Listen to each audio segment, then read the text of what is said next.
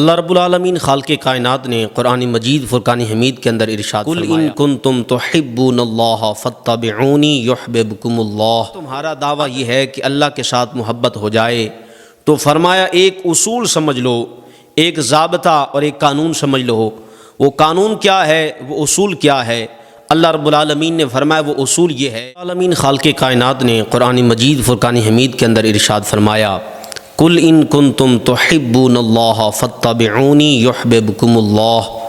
اللہ رب العالمین خالق کائنات نے ارشاد فرمایا اگر تم مجھ سے محبت کرنا چاہتے ہو، اگر تمہارا دعویٰ یہ ہے کہ اللہ کے ساتھ محبت ہو جائے تو فرمایا ایک اصول سمجھ لو، ایک ضابطہ اور ایک قانون سمجھ لو۔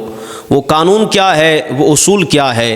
اللہ رب العالمین نے فرمایا وہ اصول یہ ہے کہ اگر تم مجھ سے محبت کرنا چاہتے ہو، اگر مجھ سے عقیدت کرنا چاہتے ہو تو فرمایا فاتبعونی یحببکم اللہ۔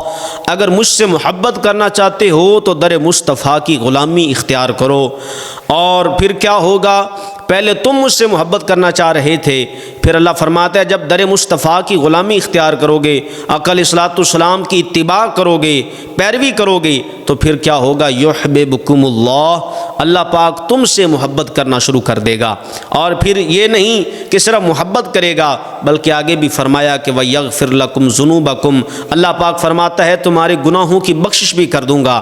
تو پتہ چلا اگر حضور علیہ الصلوۃ والسلام کے ساتھ پکی اور سچی محبت ہو جائے تو اللہ تعالیٰ اس بندے کے ساتھ محبت کرتا ہے۔ جناب حضرت سیدنا صدیق اکبر رضی اللہ تعالیٰ عنہ کی ذات بھی وہی ہے کہ جس نے حضور کی پیروی کی تو آج اللہ بھی ان سے محبت کرتا ہے۔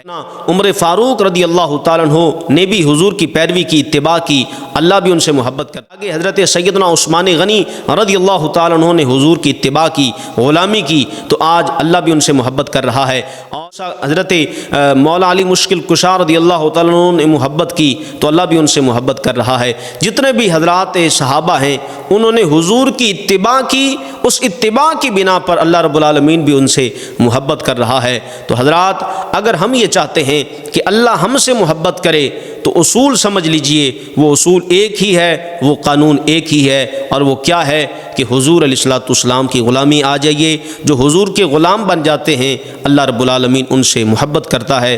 دعا ہے اللہ رب العالمین میں اور آپ سب کو حضور کی پکی اور سچی غلامی عطا فرمائے۔